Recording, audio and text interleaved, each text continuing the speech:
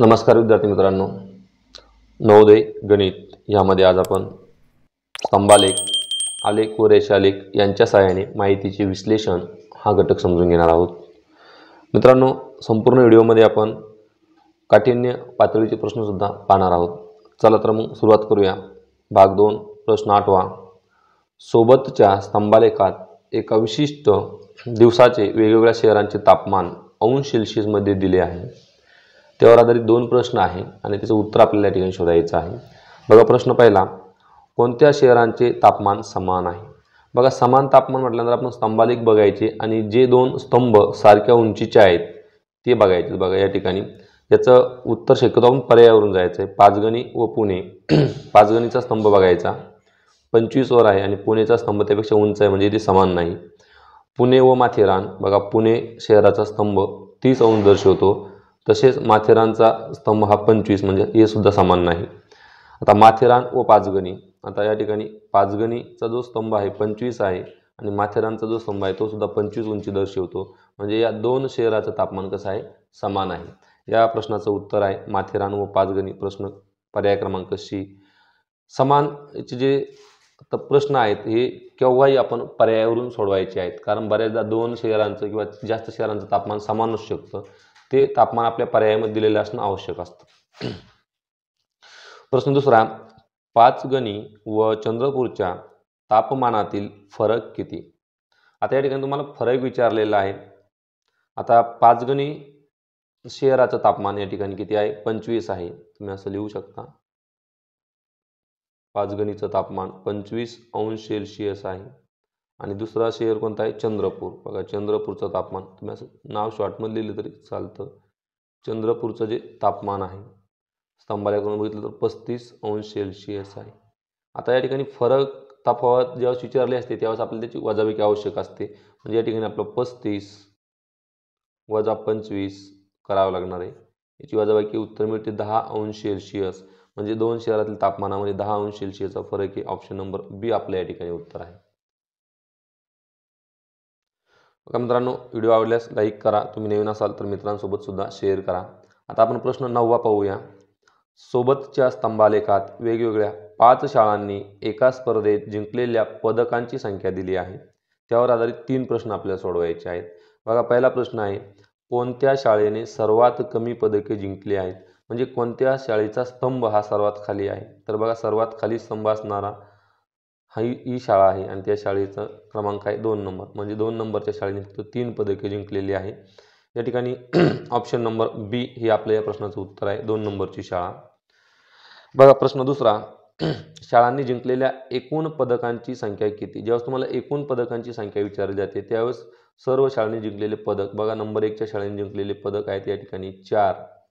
Number 2च्या शाळेने जिंकलेल्या पदकांची संख्या आहे 3. या सर्वांची आपल्याला बेरीज करायची आहे. नंबर 3ची शाळा पदकांची संख्या आहे 5. नंबर 4ची शाळा पदकांची संख्या आहे 4 आणि ही बेरीज शक्यतो लिहूनच करायची. नंबर 5ची शाळा आहे पदकांची संख्या आहे 6. कारण सोपे प्रश्न आहे, यामध्ये आपली गफलत होता कामा नये, मार्क जाता कामा नये. ठीक आहे, त्या सर्वांची बेरीज करायची. 4 आणि 3 7, 7 आणि 5 12, 12 आणि 4 16, 16 आणि 6 या ठिकाणी 22 उत्तर येते. म्हणजे एकूण पदकं किती होती? तर 22 पदकं या शाळांनी जिंकलेली. बघा पर्याय क्रमांक डी आपल्याला दर्शवतो, म्हणजे पर्याय क्रमांक डी हे या प्रश्नाचे योग्य उत्तर आहे. बघा प्रश्न तिसरा, कोणत्या 2 शाळांच्या पदकांची संख्या समान आहे? बघा ज्यावेळेस समान आहे त्यावेळेस तुम्हाला पर्यायावरून उत्तर शोधायचं आहे. बघा 1 आणि 2 शाळा क्रमांक 1 4 पदके आहे आणि 2 3 पदके, म्हणजे हे उत्तर नाही. 2 आणि 4 बघा शाळा क्रमांक 2च्या पदकांची संख्या 3 आहे आणि 4च्या पदकांची संख्या 4 आहे, म्हणजे हे सुद्धा समान नाही. बघा 1 आणि 4, 1 नंबरला 4 पदके आहे आणि 4 नंबरला सुद्धा 4च पदके आहे, म्हणजे यांचे स्तंभ समान आहेत. या ठिकाणी पर्याय क्रमांक सी योग्य उत्तर येतं, 1 आणि 4. प्रश्न 10वा, सोबतच्या स्तंभालेखात एका वर्गातील विद्यार्थ्यांचे आवडते खेळ दाखवलेले आहेत. या ठिकाणी कोणते 2 खेळ आवडणाऱ्या विद्यार्थ्यांची संख्या समान आहे? बघा पर्यायावरून याचं उत्तर शोधायचं आहे. कॅरम आणि बुद्धिबळ. बघा या ठिकाणी बघूया, कॅरम आवडणारे विद्यार्थी या ठिकाणी स्तंभ आहे आणि बुद्धिबळ हे दोन स्तंभ सारखे आहेत. म्हणजे पर्याय क्रमांक 1 आपलं उत्तर आहे. कॅरम आणि बुद्धिबळ खेळणाऱ्या विद्यार्थ्यांची संख्या समान आहे, ती 4 आणि 8च्या मध्ये आहे. म्हणजे या ठिकाणी 4चा फरक आहे, म्हणजे 6 ती संख्या असायला हवी. त्यानंतर एकूण किती विद्यार्थ्यांना खो खो आणि कबड्डी खेळायला आवडते? म्हणजे खो खो खेळणारे विद्यार्थ्यांची संख्या या ठिकाणी आपण बघायची. खो खो खेळणारे विद्यार्थी बघा या ठिकाणी 4, 8, 12 म्हणजे प्रत्येक याच्यामध्ये 2चा फरक आहे. 4, 6, 8 असं समजू शकतो आपण. म्हणजे या ठिकाणी खो खो खेळणारे विद्यार्थी 6 आणि 12च्या 8 आणि 12च्या मध्ये म्हणजे 6 विद्यार्थी खो खो खेळणारे या ठिकाणी आपण लिहू शकतो की खो खो खेळणारे 6 विद्यार्थी आहेत, अधिक कबड्डी खेळणारे विद्यार्थी या ठिकाणी 8 आहेत, अधिक 8 या संख्या लिहून घ्यायच्या आहे मित्रांनो, जेणेकरून आपलं उत्तर चुकत नाही. आपण डायरेक्टली बेरीज करू शकतो, परंतु चूक होण्याची शक्यता असू शकते. बघा 8 आणि 6 या ठिकाणी आपल्याला आता बघा या ठिकाणी खो खो खेळणारे विद्यार्थी 8 आणि 12च्या मध्ये आहे. म्हणजे एकूण 10 विद्यार्थ्यांना खो खो खेळायला आवडते, कारण 2-2चा फरक आहे. आपण सुरुवातीला बघितलं की खो खो खेळणाऱ्या विद्यार्थ्यांची संख्या 10 आहे. तसेच कबड्डी खेळणाऱ्या विद्यार्थ्यांची संख्या या ठिकाणी 8 आहे. 10 आणि 8 बेरीज येते 18. म्हणजे ऑप्शन नंबर डी हे या प्रश्नाचं योग्य उत्तर आहे की खो खो आणि कबड्डी 18 विद्यार्थ्यांना आवडते. बघा 3 नंबरचा प्रश्न आहे. सर्व विद्यार्थ्यांमध्ये कोणता खेळ सर्वात जास्त आवडता आहे? म्हणजे आवडता खेळ म्हणजे सर्वात उंच आलेख कोणत्या खेळाचा आहे? तर क्रिकेट या खेळाचा सर्वात उंच आलेख आहे. 20 आणि 24च्या मध्ये म्हणजे 22 विद्यार्थ्यांना क्रिकेट हा खेळ आवडतो. तर क्रिकेट हे या प्रश्नाचं योग्य उत्तर आहे, ऑप्शन नंबर सी. बघा मित्रांनो प्रश्न 11. सोबतच्या रेषा आलेखात एका बसने वेगवेगळ्या कालावधीमध्ये आक्रमिलेले अंतर किलोमीटरमध्ये दिले आहे. आतापर्यंत आपण स्तंभालेख अनुभवले, अभ्यासले. आता आपल्याला रेषालेख अभ्यासायचा. रेषालेखामध्ये एखादी गोष्टी सतत घडत जात आहे आणि त्याची नोंद रेषालेखामध्ये दिलेली असते. रेषालेख हा नेहमी चढता असतो मित्रांनो. आता आपल्या या ठिकाणी बघायचं आहे, रेषालेख अभ्यासत असताना तुम्हाला अशी काचेची स्केलची मदत या ठिकाणी घ्यायची आहे. बघा या ठिकाणी 7 वाजता बस सुरू झाली, त्यावेळेस किलोमीटरमध्ये अंतर 0 होतं आणि 8 वाजता ती बस या ठिकाणी हा जो पॉईंट आहे, हा पॉईंट म्हणजे एक प्रकार स्तंभालेख आहे. हा पॉईंट 8चा आहे, म्हणजे त्या ठिकाणी 100 किलोमीटर 8 वाजता ती गेलेली आहे. त्यानंतर 9 वाजता त्या बसनं अंतर कापलेलं आहे 150 किलोमीटर आणि 10 वाजता त्या बसचं अंतर होतं बघा 125 किलोमीटर आणि 10:30 वाजतासुद्धा तेच अंतर होतं. म्हणजे या ठिकाणी ती बस थांबलेली होती. यावेळी ती बस चाललेली नाही आहे. त्यानंतर बघा पुढचा पॉईंट जर आपण घेतला आणि त्याची जर तुलना केली तर पुढचा जो पॉईंट आहे तो या ठिकाणी येतोय बघा मित्रांनो. अशा पद्धतीने हा जो पॉईंट आहे तो या ठिकाणी आपण बघूया. तर 11:30 वाजता बस 300 किलोमीटर गेलेली होती आणि शेवटचा जो पॉईंट आहे तो आहे 12:30चा, की 12:30 वाजता त्या बसने 350 किलोमीटर अंतर कापलेलं होतं. आलेख आता आपल्याला समजलेला आहे. आता आपण प्रश्नांची उत्तर बघूया. 2 प्रश्न यावरती आहे. बस थोडा वेळ थांबली होती हे कोणत्या कालावधीने दर्शवले आहे? बघा आता ज्या ठिकाणी बस थांबली होती त्या ठिकाणी जो रेषालेख आहे तो सरळ आडवा झालेला असतो. म्हणजे या ठिकाणी बघा हा पॉईंट ते हा पॉईंट आपलं उत्तर आहे. हा पॉईंट आहे किती? 10 ते 10:30 म्हणजे 10 ते 10:30 या वेळेदरम्यान बस थांबलेली होती. म्हणजे 10 AM ते 10:30 AM ऑप्शन नंबर बी हे या प्रश्नाचं आपलं योग्य उत्तर आहे. बघा आता 9 AM ते 11:30 AM या कालावधीत बसने किती अंतर पार केले? म्हणजे पहिल्यांदा आपल्याला 9 वाजता ती बस कोणत्या अंतरावर होती ते बघायचं आहे. बघा या ठिकाणी 9 वाजता त्या बसने कापलेलं अंतर हा पॉईंट दर्शवतो. म्हणजे 9 वाजता त्या बसने 150 किलोमीटर अंतर कापलं होतं. 150 किलोमीटर अंतर कापलं होतं. आता 11:30 वाजता ती बस कुठे आहे ते बघायचे. 11:30 वाजता ते बसचं जे अंतर आहे हा पॉईंट आहे. हा पॉईंट आपल्याला 300 किलोमीटर अंतर दर्शवतो. म्हणजे एकूण 300 किलोमीटर अंतर ती बस गेली होती. आता 300 किलोमीटरमधून 150 किलोमीटर जर वजा केले तर आपल्याला त्या बसने पार केलेलं अंतर मिळणार आहे. बघा 0 या ठिकाणी 2, 10 वजा 5, 5, 2 वजा 1, 150 किलोमीटर अंतर त्या बसने 9 ते 11:30 या वेळेदरम्यान पार केलेलं आहे. 150 किलोमीटर आपल्याला पर्याय क्रमांक सी दर्शवतो. म्हणजे पर्याय क्रमांक सी हे या प्रश्नाचं योग्य असं उत्तर आहे. बघा प्रश्न 12वा आणि शेवटचा. यानंतर आपण उच्च काठिण्य पातळीचे प्रश्न सुद्धा सोडवून घेणार आहोत, त्यांचा सराव करणार आहोत. बघा सोबतच्या रेषालेखात एका कंपनीला 2015 ते 2020 या कालावधीत झालेला नफा कोटी रुपयामध्ये दिला आहे आणि प्रश्नाचे उत्तर द्यायचे. कोणत्या वर्षामध्ये नफा घसरला आहे? बघा या ठिकाणी 2015मध्ये झालेला नफा किती आहे 40 कोटी, 2016मध्ये झालेला नफा किती आहे 50 आणि 60च्या मध्ये 55 कोटी। आता इथून नफा वरती जायला हवा होता, परंतु तो पुन्हा खाली आलेला आहे। म्हणजे भाव कमी होणे किंवा नफा कमी होणे याला घसरणे असं म्हणतात। म्हणजे या ठिकाणी 2017 या वर्षी नफा प्रथम घसरलेला आहे। पहिल्यांदा हा आलेख 2017 मध्ये खाली आलेला आहे। आपण घसरलेल्या नफ्याचे वर्ष या ठिकाणी लिहून घेऊया आणि पुन्हा आलेखाचं निरीक्षण करूया। आलेख पुन्हा वर जायला सुरुवात झालेला आहे, म्हणजे नफा वाढलेला आहे। या ठिकाणी नफा वाढत आहे आणि या ठिकाणी पुन्हा नफा घसरलेला आहे। कधी 2020 मध्ये पुन्हा तो नफा काय झालेला आहे खाली आलेला आहे। म्हणजे असा 2 वेळा हा आलेख खाली आलेला आहे, म्हणजे 2 वेळा नफा कमी झालेला आहे। कमी होणे म्हणजेच घसरणे। तर 2017 आणि 2020 या वर्षामध्ये नफा घसरलेला आहे। बघा पर्यायामध्ये 2017-19 दिलेली नाही, 19-20 नाही, 2020 आणि 2017 आणि 2020 उलट दिलेलं आहे आपल्याला कन्फ्यूज करण्यासाठी। मात्र हेच आपलं उत्तर 2020 आणि 2017 मध्ये नफा काय झालेला आहे घसरलेला आहे। म्हणजे पर्याय क्रमांक सी आपल्या या प्रश्नाचं उत्तर आहे। आलेख रेषालेख जेव्हा खाली येतो तेव्हा काय होतो नफा घसरतो, तेव्हा नफा कमी होतो। बघा दुसरा प्रश्न आहे 2016 व 2018 या वर्षामध्ये एकूण किती नफा झालेला आहे। एकूण नफा काढा सांगितलेला आहे। तर 2016 मधला एकूण नफा जर आपण बघितलं तर हा या ठिकाणी 55 कोटी येतो। बघा या ठिकाणी लिहूया की 2016 मध्ये झालेला एकूण नफा हा 55 कोटी आहे आणि 2018 मधला एकूण नफा जर बघितला तर हा 65 कोटी आहे। 2018 मधला एकूण नफा हा 65 कोटी आहे। 65 याची जर बेरीज केली आपण 5 आणि 5 10 चाला 1, त्यानंतर 7 5 आणि 1 6 6 आणि 6 12, म्हणजे एकूण नफा हा 120 कोटी आहे की जे आपलं पर्याय क्रमांक सी दर्शवतं। एकूण नफा विचारला होता 120 कोटी आपलं हे त्या प्रश्नाचं उत्तर योग्य आहे।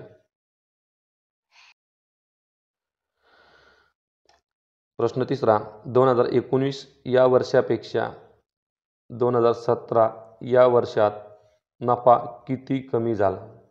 म्हणजे 2019 मध्ये झालेला नफा आपल्याला या ठिकाणी बघायचा आहे। तर 2019 मध्ये झालेला जो नफा आहे तो आहे, आपण स्केलचा वापर करूया कारण या ठिकाणी अनुमान काढण्यासाठी आपलं 70 कोटी आहे। 2019 मध्ये झालेला नफा या गोष्टी आपल्याला लिहायच्या आहेत मित्रांनो। या ठिकाणी 70 कोटी आहे आणि 2017 या वर्षी झालेला नफा 2017 मध्ये झालेला नफा आपण या ठिकाणी बघूया। 2017 मध्ये झालेला नफा हा 40 आणि 50च्या मध्ये आहे, म्हणजे 55 कोटी आहे। सॉरी 45 कोटी आहे। 40 आणि 50च्या मध्ये 45 येतात, 45 कोटी आहे। याचा आपण काय करायची वजाबाकी करायची। याची जर वजाबाकी केली तर या ठिकाणी 6 10 वजा 5 10 आणि 6 मधून 4 गेले 2, म्हणजे 25 कोटी आपलं योग्य उत्तर आहे। बघा 25 कोटी पर्याय क्रमांक बी आपल्याला या ठिकाणी दर्शवत आहे। मित्रांनो व्हिडिओ आवडला असेल तर लाईक करा, नवीन असाल तर चॅनलला सबस्क्राईब करा व मित्रांमध्ये सुद्धा शेअर करा। आता आपण उच्च काठिण्य पातळीचे प्रश्न या ठिकाणी समजून घेणार आहोत। प्रश्न कोणत्या तुकडीतील शिष्यवृत्ती मिळवणाऱ्या विद्यार्थ्यांची संख्या सर्वात जास्त आहे। बघा जर आपण या ठिकाणी स्तंभालेखाचं निरीक्षण केलं तर स्तंभालेख ब चा सर्वात मोठा आहे। म्हणजे स्तंभालेख ब मधील जे विद्यार्थी आहेत त्यांनी शिष्यवृत्ती सर्वात जास्त मिळवलेली आहे। त्यानंतर अ या तुकडीतील किती विद्यार्थ्यांना शिष्यवृत्ती मिळाली आहे। अ तुकडीचं जर आपण स्तंभालेखाचं निरीक्षण केलं तर अ तुकडीमध्ये बघा 20 पर्यंत हा स्तंभालेख आहे, म्हणजे अ तुकडीतील 20 विद्यार्थ्यांना शिष्यवृत्ती मिळाली आहे। क व ड या तुकड्यामधील शिष्यवृत्ती मिळवणाऱ्या विद्यार्थ्यांची संख्या अ या तुकडीतील विद्यार्थ्यांपेक्षा कितीने जास्त आहे। बघा सर्वात प्रथम अ या तुकडीतील विद्यार्थ्यांना किती विद्यार्थ्यांना शिष्यवृत्ती मिळाली ते लिहूया। तर अ तुकडीतील एकूण 50 विद्यार्थ्यांना शिष्यवृत्ती या ठिकाणी मिळालेली आहे। आता क आणि ड, आता क तुकडीमध्ये एकूण 40 विद्यार्थ्यांना शिष्यवृत्ती मिळालेली आहे। क तुकडीमध्ये एकूण 40 विद्यार्थ्यांना शिष्यवृत्ती मिळालेली आहे, अधिक ड तुकडीमध्ये एकूण 30 विद्यार्थ्यांना शिष्यवृत्ती मिळालेली आहे। म्हणजे क व ड यांची मिळून 40 आणि 30 70 विद्यार्थ्यांना शिष्यवृत्ती मिळालेली आहे। याच्यातला जर आपण फरक काढला तर 20 विद्यार्थी अधिक होतात क आणि ड चे अपेक्षा। म्हणजे क व ड मधील तुकड्यामधील विद्यार्थी शिष्यवृत्ती मिळवणाऱ्या विद्यार्थ्यांची संख्या अ या तुकडीतील विद्यार्थ्यांपेक्षा कितीने जास्त आहे हे आपल्याला या ठिकाणी शोधायचं आहे। सॉरी मित्रांनो, या ठिकाणी आलेख पाहताना थोडीशी गडबड झाली. अ या तुकडीतील फक्त 20 विद्यार्थ्यांना शिष्यवृत्ती मिळालेली आहे. अ या तुकडीतील 20 विद्यार्थ्यांना शिष्यवृत्ती मिळालेली आहे. 20 आणि 70 याच्यातला फरक जर बघितला तर तो आपल्याला 50 मिळतो. म्हणजे 50 विद्यार्थ्यांनी जास्त शिष्यवृत्ती मिळवलेली आहे क आणि ड मध्ये. बघा 50 पर्याय क्रमांक ए दर्शवतं, म्हणजे पर्याय क्रमांक ए हे या प्रश्नाचं योग्य उत्तर आहे. प्रश्न दुसरा, सोबतच्या आलेखात 2018 ते 2023 या काळात एका शहरातील शालांत परीक्षा उत्तीर्ण झालेल्या विद्यार्थ्यांची संख्या दिली आहे. म्हणजे 10वीची परीक्षा पास झालेल्या विद्यार्थ्यांची संख्या दिली आहे. त्यावरून आपल्याला खालील 3 प्रश्नांची उत्तरं द्यायची आहेत. बघा प्रश्न पहिला आहे, सर्वात कमी विद्यार्थी उत्तीर्ण झालेले वर्ष कोणते? बघा सर्वात खालचा आलेख कुठे आहे तर या ठिकाणी पॉईंट आहे आणि ते वर्ष आपल्याला 2019 दर्शवतं. म्हणजे 2019 मध्ये सर्वात कमी विद्यार्थी उत्तीर्ण झाले आहे. पर्याय क्रमांक बी. 2020 या वर्षी किती विद्यार्थी उत्तीर्ण झाले आहे? बघा 2020च्या वरचा जो पॉईंट आहे तो या ठिकाणी 1200. पर्याय क्रमांक सी म्हणजे 1200 विद्यार्थी या ठिकाणी उत्तीर्ण झालेले आहे. त्यानंतर 2021 व 2022 या 2 वर्षात एकूण किती विद्यार्थी उत्तीर्ण झाले आहे? 2021चा पॉईंट आपल्या या ठिकाणी बघायचा आहे. तर 2021 मध्ये एकूण 2000 विद्यार्थी उत्तीर्ण झालेले आहेत. आणि 2022 मध्ये आलेख तिथेच आहे, म्हणजे येथे सुद्धा 2000 विद्यार्थी उत्तीर्ण झालेले आहेत. आणि 2 आणि 2 एकूण 4000 विद्यार्थी या 2 वर्षामध्ये उत्तीर्ण झालेले आहे. पर्याय क्रमांक डी आपल्या या ठिकाणी योग्य उत्तर आहे. प्रश्न तिसरा, सोबतच्या आडव्या स्तंभालेखात मंगळवार ते रविवार या 6 दिवसात झालेल्या वडापावच्या विक्रीची माहिती दिली आहे. आता त्यावरून आपल्याला या प्रश्नांची उत्तरे द्यायची आहेत. शनिवारी किती वडापाव विकले गेले? बघा शनिवारचा वार बघायचा आहे आणि शनिवारचा जो स्तंभालेख आहे तो बघायचा आहे. त्याचं निरीक्षण केलं तर आपल्याला शनिवारी एकूण 100 वडापाव विकल्या गेल्याचे काय होणार आहे? निरीक्षणास येते. म्हणजे ऑप्शन नंबर ए ह्या प्रश्नाचं उत्तर आहे. रविवार व शुक्रवार या 2 दिवसाच्या विक्रीतील तफावत किती? बघा या ठिकाणी रविवारी व शुक्रवारी विकलेल्या वडापावांची संख्या आपण या ठिकाणी लिहूया. बघा रविवारी विकलेल्या वडापावांची संख्या या ठिकाणी 70 आहे. तर शुक्रवारला विक्री झालेल्या वडापावांची संख्या या ठिकाणी जर बघितली तर ती 50 आहे. शुक्रवारला व्यवस्थित आलेख बघूया. शुक्रवारला विकलेल्या वडापावांची संख्या 80 आहे. म्हणजे या ठिकाणी 70 आणि 80 यांची जर वजाबाकी केली तर यातली जी तफावत आहे किंवा फरक आहे तो किती आहे? 10चा आहे. म्हणजे ऑप्शन नंबर सी आपलं योग्य उत्तर आहे. बघा सर्वात कमी विक्री कोणत्या दिवशी झाली? तर सर्वात कमी विक्री म्हणजे सर्वात लहान आलेख कोणत्या वाराचा आहे? तर मंगळवारी 30. मंगळवार या दिवशी सर्वात कमी विक्री झाली. Option number A. मित्रांनो, तुम्ही अद्याप लाईक नसेल केले तर व्हिडिओला लाईक करा, चॅनलला सबस्क्राईब करा, तसेच मित्रांमध्ये हा व्हिडिओ शेअर करा. प्रश्न चौथा आणि शेवटचा, सोबतच्या रेषालेखात मे ते डिसेंबर या कालावधीत एका दुकानात विकल्या गेलेल्या पुस्तकांची माहिती दिली आहे. आता यावरून आपल्याला खालील 3 प्रश्नांची उत्तरं द्यायची आहेत. प्रश्न पहिला आहे, जून ते सप्टेंबर या 4 महिन्यात एकूण किती पुस्तके विकली गेली? बघा जून ते सप्टेंबर, जूनमध्ये विकलेल्या पुस्तकांची संख्या या ठिकाणी 120 आहे. आपण सर्व पुस्तकांची संख्या या ठिकाणी लिहूया.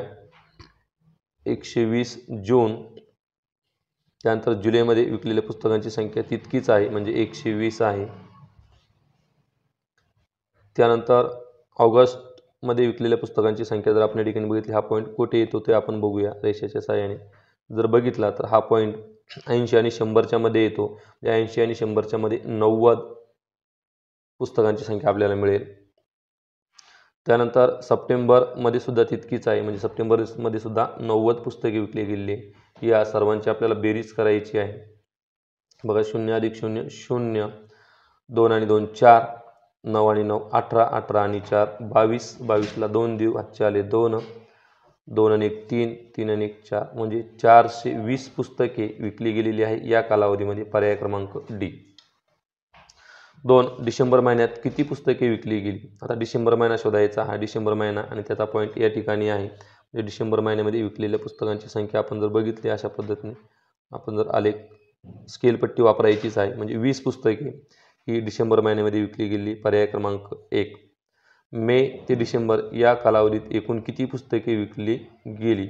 बघा मे ते डिसेंबर म्हणजे मे पासून डिसेंबरपर्यंतची आपली बेरीज करायची. आपण या अगोदरच्या प्रश्नामध्ये बघा जून ते सप्टेंबरची बेरीज केलेली आहे. मग आता आपण जून ते सप्टेंबरच्या बेरजेमध्ये आपण राहिलेले महिने मिळवू, म्हणजे आपल्याला लवकर उत्तर मिळेल. बघा मेमध्ये 60 पुस्तके विकली गेली, 60 त्यामध्ये अधिक करू. त्यानंतर जून ते सप्टेंबर काढलेले आहे. त्यानंतर ऑक्टोबरमध्ये विकल्या गेलेल्या पुस्तकांची संख्या ती देखील 60च आहे. ऑक्टोबरमध्ये 60 पुस्तके विकली गेली.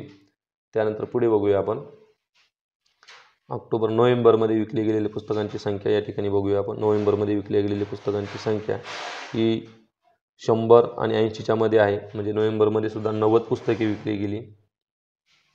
आणि शेवटी डिसेंबरमध्ये विकलेल्या पुस्तकांची संख्या ही 20 आहे. यांची बेरीज करूया. बघा 0 0 0 इथूनच बेरीज करायची आहे. 6 आणि 2 8, 8 आणि 7 14, 14 आणि 9 23, 23 आणि 2 25, 25ला या ठिकाणी बेरीज पुन्हा करूया. बघा 9 आणि 2 11. तर बेरीज पुन्हा करूया. 0 6 आणि 2 8, 8 आणि 7 14, 14 आणि 9 23, 23 आणि 2 25, 25ला 5 8 आले 2, 4 आणि 2 6, म्हणजे 650 ही एकूण विक्री झालेल्या पुस्तकांची संख्या आहे. पर्यायामध्ये कोणत्या पर्यायामध्ये दिसते बघा. तर पर्याय देण्यात आलेले नाही, तरी पण आपलं 650 हे उत्तर योग्य आहे. एखाद्या वेळेस पर्याय प्रिंट मिस्टेक असू शकते. अशा पद्धतीने मित्रांनो आपल्याला रेषालेख व स्तंभालेख आधारित उदाहरणं या ठिकाणी सोडवायचे आहेत. जर तुम्ही अद्यापही चॅनलला सबस्क्राईब केलं नसेल तर चॅनलला सबस्क्राईब करा. तुम्ही नवीन असाल तर व्हिडिओला लाईक करा. तसेच मित्रांमध्ये देखील हा व्हिडिओ शेअर करा. आपण पुन्हा भेटूया पुढील व्हिडिओमध्ये. थँक्यू.